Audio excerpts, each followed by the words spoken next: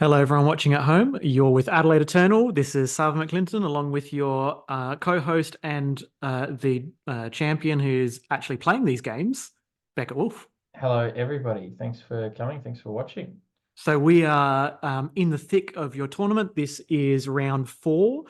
You are currently 2-1, and you're just deciding on mulligans here, right? Yeah, I think this is a keep. It's a very good hand. We've got one land, two dorks, and importantly, a once upon a time. But Uh, this is a really good start. And also, I like how the two hierarchs are next to each other. Aesthetically, very pleasing. yes, the good and evil. The goblin. I am more synonymous with the goblin. I was telling Sav earlier that my partner calls my little room where I play Magic my goblin cave. Because one time she heard me shouting about losing to goblins. Now she calls it the Goblin Cave.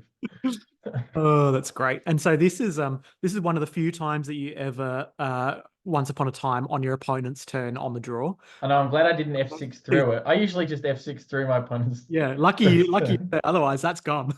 But the funny thing is, I that might have been a little bit quick for you playing at home, but there were no lands, and obviously I'm hoping to hit a second land drop to capitalize on that turn three power play, and I hit troll, so it's like okay, sort of, but they could Tap land. thought seize the troll, Mm. and Oh, that's actually kind of awkward. yeah, and my opponent picks Fable, which is understandable to be Yep, the honest. value. It's But the most value in that hand. I gotta say, I'd rather them pick that than Troll. Yeah, I would prefer because the hand doesn't work if I don't hit my second land. yeah, And Anointed Peacekeeper is no slouch. I'm very happy to go turn one Dork, turn two Peacekeeper. hmm Yeah, absolutely. when especially when my opponent hasn't done anything turn one because Mm, they thought seized. nice. Well, yeah, you definitely got paid for having the troll not seized. If you miss this next land drop, yeah, that'd be a alternate universe where you get absolutely ruffle stomped because Thoughtseize can take the tapped land that is troll. Yeah, yeah. I think it's one of those like when I'm playing it, I don't want the troll because now I'm worried I have to top deck a land. But my opponent maybe is in the mindset well of I don't want to have to get lucky and hope they don't draw land. Do you know what I mean? That feels like a bit of a not, what's the opposite of courageous, you know? Like fingers crossed my opponent like it's not a brave way to play Magic the Gathering. The chats are Um, being like cowards can't block.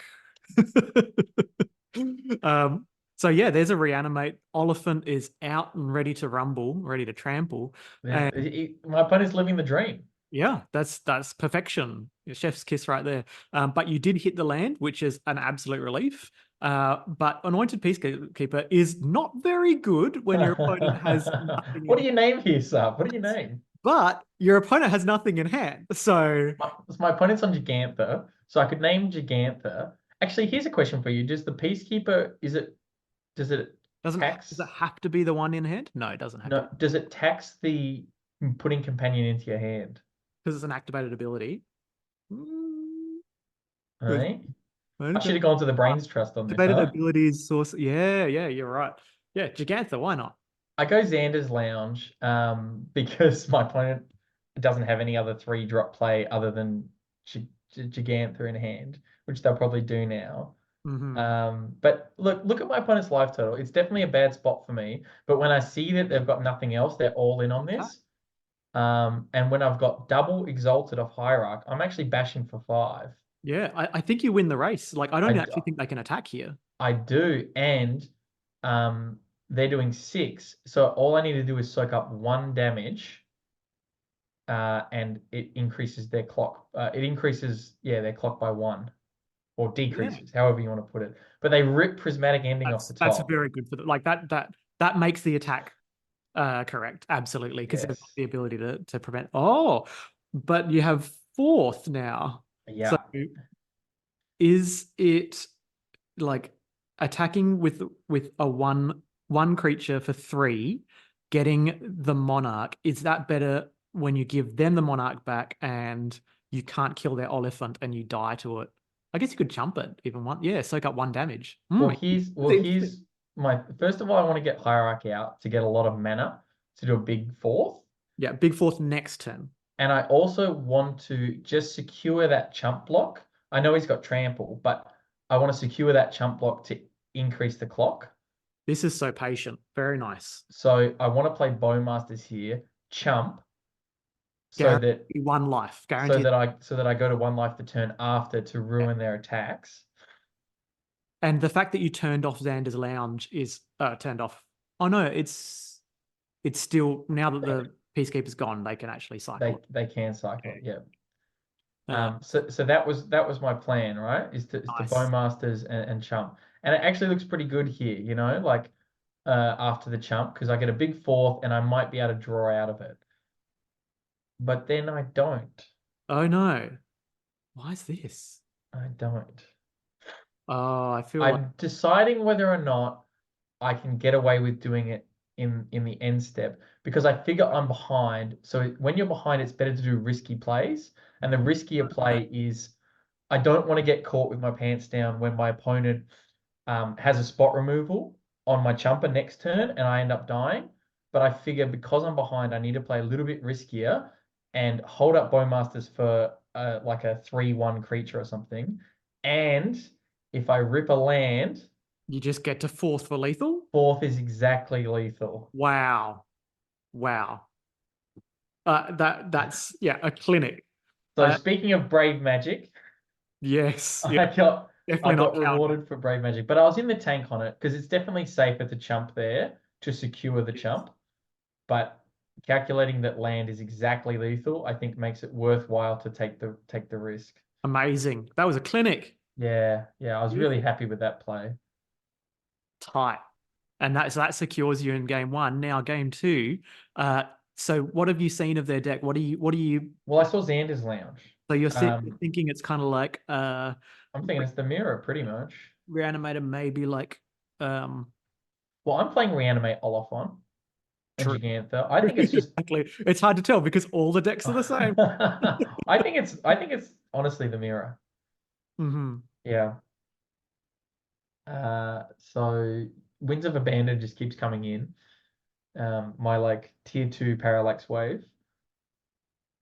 So nice. I like it.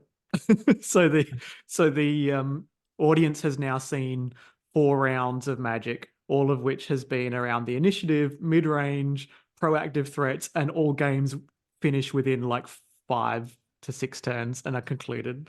And Yeah. and it's just combat math, turning things sideways, removing something, and that's. I was never good at math in school. I don't know why I'm good at combat math in Magic, but here's me going and look, because I figure my opponent's not on my list because my list is unique. Yeah, I figure they're on Brandon's your list is 90% Sarv and Brandon, 10% me. I like that. Yeah, that's the name of my list.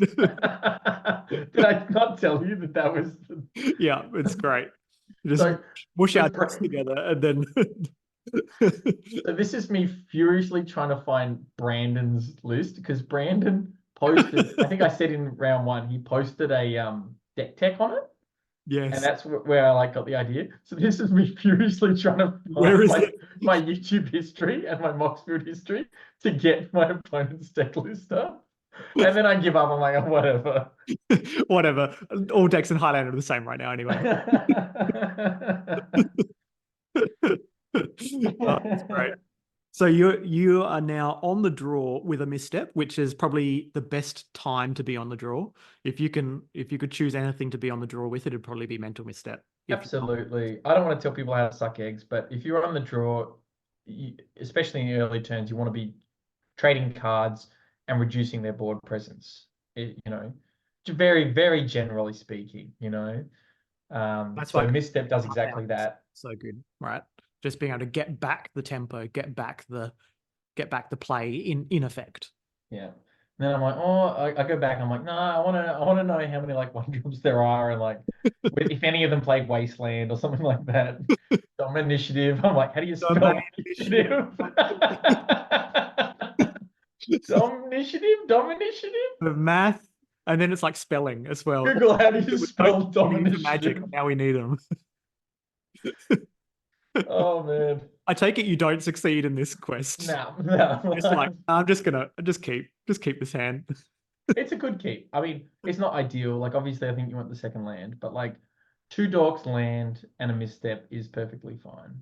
Yeah, and see, not many people are on the heavy dork plan that we are on. Like I'm on Birthing Pod in addition to the dorks, and you've got the dorks and the land cyclers. Like, not many people are on this exact kind of configuration, Yeah, I but think Brandon's got slightly less dorks than looked us. good, right? Like every round, turn one, I have a mana dork, Yeah. and they have to answer it, as opposed to, do I draw my mana crypt? I didn't have a mana crypt this hand. I'll play a fair game. Or 5% of the time you draw your mana crypt, 7% of the time you draw your mana crypt, and you just own that game. 100%. So it's very consistent. So I've got an actual decision there to play Shaman to fight with their Shaman, but typically theirs is going to be better because They're always that first. because they're always first, they're on the play. And you save your shaman for when they've used their removal on your other mana dork, on your Birds of Paradise or your Noble Hierarch. And then, boom, you play your Deathrite Shaman later in the game, and theirs is gone, and yours just takes over the game. Now I know we've gone over this joke, but this is me now going. It was posted in Discord. I'm pretty sure I first saw it in Discord, and now I'm just scrolling through To find me. the list, and meanwhile, it's like Lost Wanderers waiting for you to. Yeah, and I'm like, but you know what? This is the difference between like Sorry, Moto. Lost Wanderer. This is Probably the difference between Moto and paper. I play really quick on Moto. Like I don't think I've ever timed out. I'm just like so my technique for Moto is like I F6 a lot. I'm not encouraging. Don't do as I do and don't do as I say. don't do anything. Don't do this. Don't try this at home. But I F6 through a lot of stuff where technically there's like a play. Like technically I could fetch, but like realistically my opponent's not going to wasteland my fetch land. And sometimes like if I have, some sort of play, but I doubt that it's going to be relevant. If I see my opponent tapping for mana, I just F5, which cancels the F6. And I go like, okay, like I'll see if I want to respond. No, F6 again. And I just like keep a very high time. But this is an interesting difference between Moto and paper where like you can just like stop and like scroll through and look for, look for answers or like stop and have a think because paper magic, I don't know what the exact judge. I mean, I'm not a judge, but what the exact rule is about time. But let's say 30 seconds to make a decision, right? I get exalted here to trade with the territorial card. People at home are like, no, don't attack. Don't attack. It's only 3/3.